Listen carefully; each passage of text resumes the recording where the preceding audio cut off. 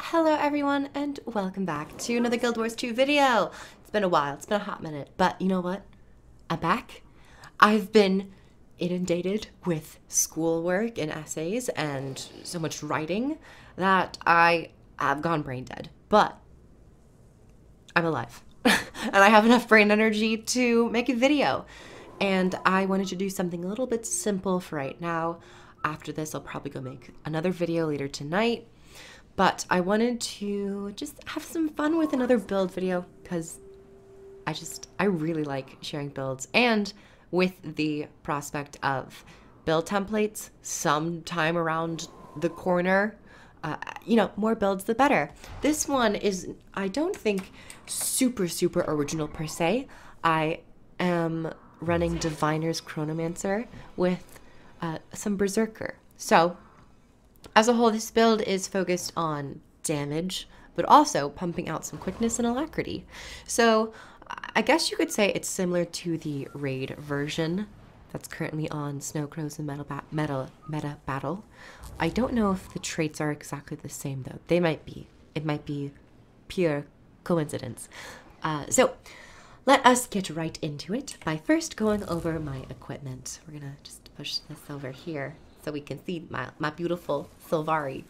Also, side note, I haven't changed this particular Sylvari's transmog in 2 years, or 3 years almost. But I changed it because I finally finished the new crystalline armor that came with War Eternal. Now I just have to buy the Crystal Bloom variant. This is just like the flat version, but I like this one nevertheless. So, Diviners. Main stat power and main stat concentration. Concentration increases boon duration and power increases your power. Revolutionary, I know. With minor stat and precision and ferocity. I've decided to run full Diviners for my armor while taking superior rune of the pack for a little bit more power and boon duration. Additionally, you have some 125 precision on the 6th perk, and you also grant nearby allies 5 stacks of might, fury, and swiftness for 8 seconds. And I think that this 8 seconds is increased with boon duration. I'm not 100% sure, but that's something to keep in mind. And as for my weapons, I'm taking Berserker. I'm taking Berserker Greatsword and Sword and Shield, because, you know, that Chronomancer lifestyle. For my back piece, I'm running Berserker, and also for a ring. I was about to say 2 rings, but I've decided to run 1 Berserker just for a little bit more power, precision, and ferocity. My other accessories are Diviners. I have Ascended Diviners accessories. I have a ring, and I also have an amulet. Overall, Diviners and Berserker combination. I've found it really fun and quite useful. Now, for the build. I'm deciding to go with dueling, domination, as well as Chronomancer. Someone killing something around here. Who is that? Okay, well. Anywho. For dueling, I'm taking Phantasmal Fury for my Phantasm's Fury. I'm taking Fencer's Finesse for increased ferocity. And finally, Superiority Complex. These are the 3 basic damage traits to take with dueling. Your critical hits deal more damage, and your critical hit damage against disabled foes below the threshold is further increased by 15% instead of 10. So overall, you're going to be doing a lot of crit damage, and crits just do more damage flatline. So more damage on top of more damage. The minors are also decent as well. Vigor, some bleeding, and some fury. Just nice to have. Domination, vulnerability, increased damage as well. Empowered illusions. Illusions deal more damage. I like this just for 15% increase in damage. Rending Shatter could be an option if you want to stack more vulnerability, but I tend to run with empowered illusions. Dazzling, dazing or stunning a foe also applies vulnerability, just that vulnerability stacking. For my master trait, I'm taking Egotism, deal more damage to foes with a lower health percentage than you.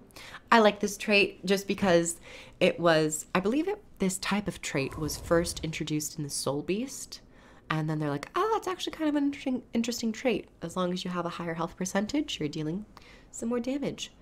The other ones, Furious Interruption. This could be nice if you want to increase your quickness. However, with your Chronomancer specialization, you already have a decent amount of quickness, so I wouldn't really worry. Fragility, deal more damage for each stack of vulnerability, 0.5%, still nice. And for my Grandmaster, I'm taking Mental Anguish. Shatter skills deal more damage, 25%. This bonus damage is doubled against foes that are not activating skills. So you can interrupt them and then wail on them, which will deal more damage if you critically strike. And while they're interrupted and not dealing any skills, you can shatter for 50% more damage. Overall, I really like Mental Anguish. You could theoretically run with Imagined Burden as well, because I am running a greatsword. And Power Block, I find Power Block to be very interesting, but maybe more PvP or world versus world. Now that I think about it, Power Block and the Grandmaster trait Lost Time could be quite an interesting mix. Interrupting deals damage, while also this interrupting will deal damage and slow, while this also applies weakness. Cool. Finally, for my elite specialization, I'm taking Chronomancer. First skill, or first trait, is Time Catches Up. Activating a Shatter grants your illusion super speed, and shatters deal increased damage to movement impaired foes. Just like this in general. Flow of Time. This is also very useful, especially with Diviner Stat and increasing concentration. Gain alacrity per clone you shatter. So you can end up getting quite a lot, or quite prolonged alacrity just from self-shattering. For my master trait, I'm taking Danger Time. Gain additional critical hit chance against slowed enemies.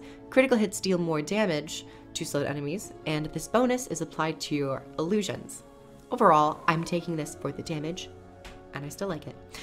And finally, for the Grandmaster, I'm taking Seize the Moment. Gain quickness for each clone you shatter. This is 2.5 seconds at the current concentration level that I'm at, which is why I don't really feel the need to take Furious Interruption, because if you shatter frequently, you're already going to get quite a decent amount of quickness, and not to mention the utility skills that I will soon go over. I guess I'd like to mention just like Lost Time, because it's a fun trait. It used to be different, but they updated it. It used to be like you gain charges of Lost Time, and then after a certain hit, you'll do this attack, which I actually really liked, but this is a bit more direct control in terms of disabling a foe will land an extra packet of damage. Chronophantasm is also an interesting trait to take in conjunction with Imagined Burden, because you're going to be just doubling up on your Phantasm strikes. You're going to recharge your Phantasm, but if you're using Imagined Burden, your Berserker will do it again. So I think you get like 3 rounds of Phantasmal Berserker, which is nice. And sometimes I take in PvP. So I think I will just leave this over here in terms of seeing stats and then my weapons and utilities and such. I shall go over that right now. So for my sword, honestly, Blurred Frenzy, it gives you an evade frame and also great damage, which is wonderful. Illusionary Leap is nice for, Illusionary Leap, I was about to say swap, but Illusionary Leap, good clone generation, not much else to say. Echo of Memory, I really like this skill, and I'm glad that they changed the boon to protection. I will miss the alacrity from the old times. However, protection is nice just to make sure that you have increased defenses and you don't die as quickly as you might without protection. And Tides of Time. Launch a wave of temporal energy that damages and stops enemies it passes through and buffs allies. This was recently altered to give both alacrity and quickness. So when you throw out the shield, the wave, it will give quickness, I believe, and then when it's coming back in, it'll grant alacrity. Love it. Cool. That's all really to say for that. And for my greatsword, let me just touch on a couple skills. Mirror Blade, really nice damage, applies vulnerability, and can grant your allies might. And with increased concentration, that might will last a bit longer. Currently, I'm sitting around 68%, minus any food or augments additional utility stuff. Mind Stab, good damage. Oh, and it remove 1 boon.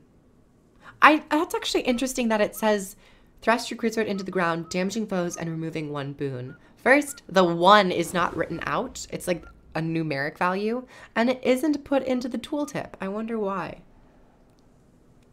That's interesting. I feel like they should update that.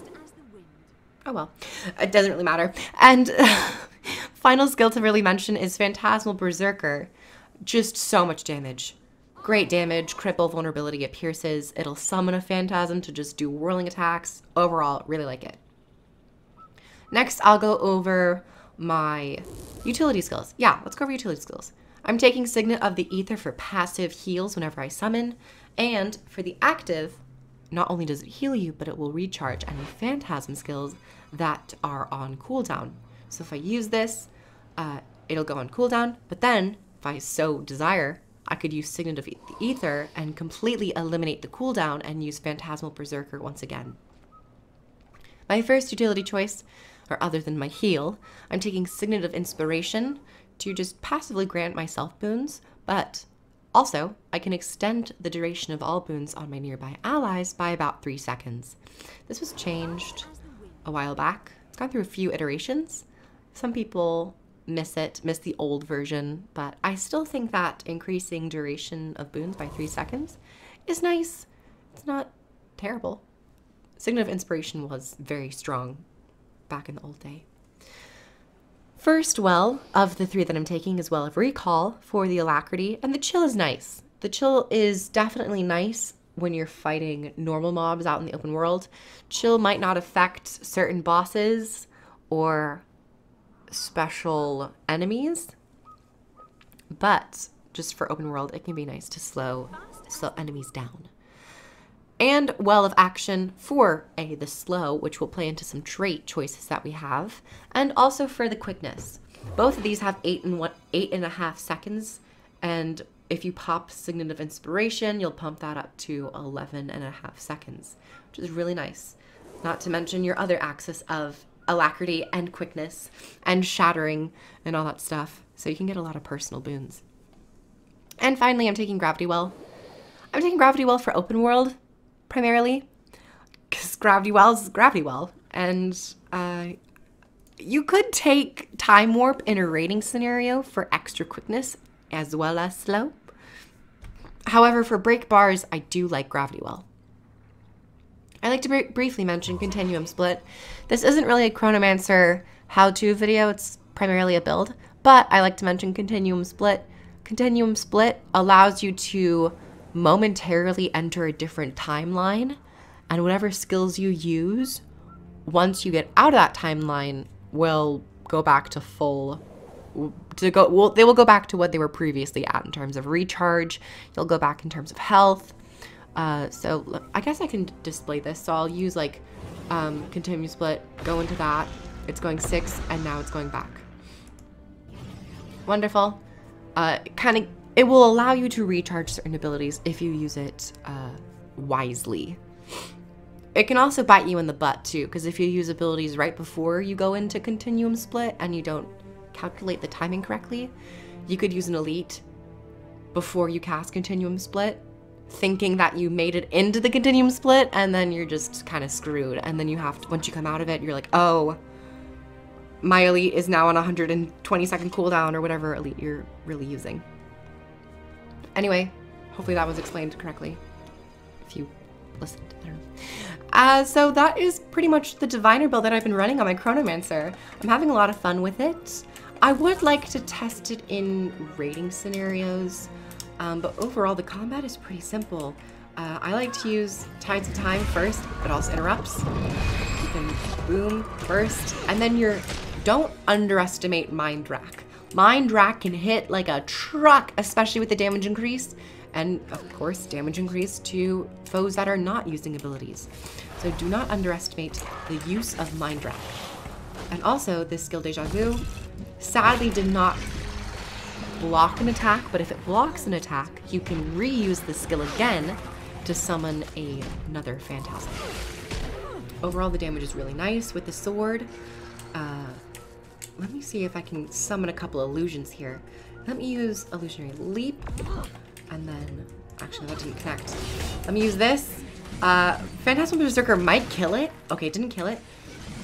Now, let me show what I typically do. So I will start casting, go into continue split, use this, use a couple shatters, there you go, and then you can use Signet of Inspiration once again, overall 13 seconds of Alacrity, and then pop your wells once more for even more boon uptime.